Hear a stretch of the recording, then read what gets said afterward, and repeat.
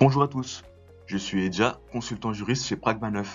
Et aujourd'hui, dans cet épisode de 5 minutes pour comprendre, je vous présenterai la notion de Privacy by Design ou protection des données dès la conception en français. Cet épisode sera découpé en 4 points avec tout d'abord une introduction pour présenter une affaire illustrant parfaitement l'importance de Privacy by Design. Nous verrons ensuite ce que recouvre cette notion ainsi que les intérêts qui en découlent. Dans un troisième temps, nous détaillerons les 7 principes fondamentaux qui la composent. Et enfin, nous aborderons sa mise en œuvre concrète à travers des exemples. En novembre 2022, la CNIL a sanctionné la société Discord d'une amende administrative de 800 000 €. Parmi les manquements soulevés, la CNIL a relevé que lorsque les utilisateurs appuyaient sur le bouton X en haut à droite, l'application restait active et se mettait simplement en arrière-plan, et cela sans en informer clairement l'utilisateur. Cela menait dans un appel à ce que les membres restants de la conversation puissent toujours entendre la voix de celui qui pensait avoir fermé l'application. Il s'agit d'une violation de l'article 25 du RGPD imposant une protection des données dès la conception, notion que l'on nomme dans le langage courant le Privacy by Design. Le Privacy by Design est consacré à l'article 25 du RGPD. Il s'agit d'une notion désignant une manière de concevoir n'importe quel projet impliquant un traitement de données en intégrant les mesures visant à protéger ces données dès les premières phases d'élaboration. Il ne s'agit pas simplement de mettre en place un mécanisme de conformité au fil de l'avancement, mais de faire de la protection des données un critère structurant au même titre que le coût, la performance ou les délais. Dans le cadre de marchés publics, ce principe conduit les acheteurs à intégrer la protection des données comme un paramètre dès la rédaction du marché, ainsi que dans la détermination des critères de choix. L'intérêt derrière le bon respect du Privacy by Design ne se limite pas à la conformité réglementaire. Il comporte plusieurs avantages concrets pour toute organisation.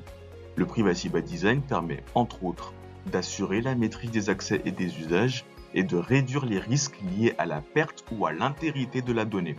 Il permet aussi de réduire les coûts liés à la perte ou à l'intégrité de la donnée et de réduire les coûts liés à des sanctions de la part de la CNIL.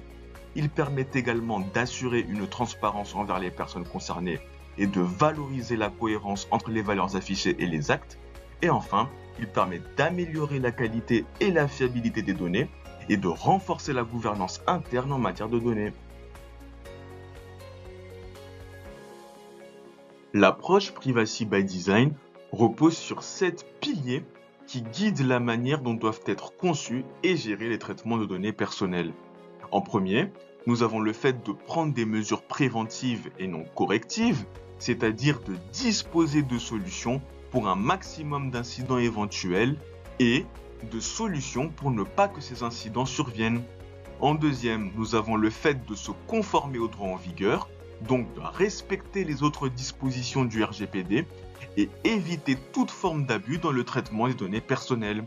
En troisième, nous avons le fait de protéger les données personnelles sans porter atteinte à la fonctionnalité du produit ou du service, c'est-à-dire concilier performance et sécurisation optimale des données personnelles. En quatrième, nous avons le fait d'assurer la visibilité et la transparence des traitements à effectuer, ce qui sous-entend que les opérations de traitement doivent pouvoir être compréhensibles pour les personnes concernées, documentées et auditables à tout moment. En cinquième, nous avons le fait de protéger par défaut les données personnelles et la vie privée. Cela signifie que le niveau de protection des données doit être le plus élevé possible sans que les personnes concernées n'aient à intervenir.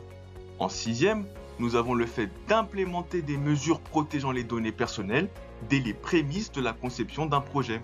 Sous-entendu que les dispositifs de protection des données doivent être intégrés structurellement au projet, faire partie intégrante de son architecture. Enfin, nous avons protégé les données personnelles pendant toute la durée de conservation, donc préserver un niveau de sécurité optimal durant toute la durée de vie du projet, et y compris après en cas d'archivage ou de réutilisation. La mise en œuvre du Privacy by Design passe par l'implémentation de mesures pouvant être d'ordre technique, incluant par exemple le chiffrement des données, la traçabilité des opérations ou encore l'activation de mécanismes automatiques de suppression ou d'archivage.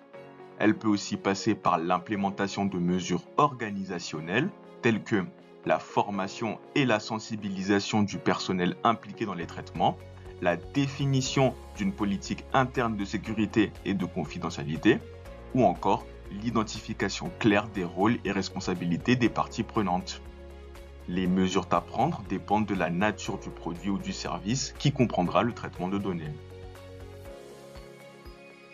Pour des exemples concrets en lien avec les marchés publics, il est tout à fait possible d'envisager l'insertion de clauses dans le cahier des clauses techniques particulières, exigeant que toute solution proposée soit configurée de manière à limiter par défaut la collecte, qu'un système refuse ou alerte lorsqu'une collecte de données est jugée excessive, ou encore que le titulaire fournisse une liste d'indicateurs clés permettant de mesurer le respect des principes du Privacy by Design. Afin de déterminer en détail quelles seront les mesures les plus appropriées dans le cadre d'un marché, il est fortement conseillé de réaliser en amont une analyse d'impact relative à la protection des données, AIPD. Cet épisode de 5 minutes pour comprendre est à présent terminé. Si vous l'avez apprécié, n'hésitez pas à le commenter, mais aussi à vous abonner à notre chaîne YouTube pour en voir d'autres. Vous pouvez également nous suivre sur LinkedIn et aller visiter notre site internet. Ce sont des plateformes où nous publions d'autres contenus de regard d'experts, dont une infographie récapitulative du Privacy by Design. Vous trouverez tous les liens en description. Je vous dis à la prochaine pour un nouvel épisode de 5 minutes pour comprendre.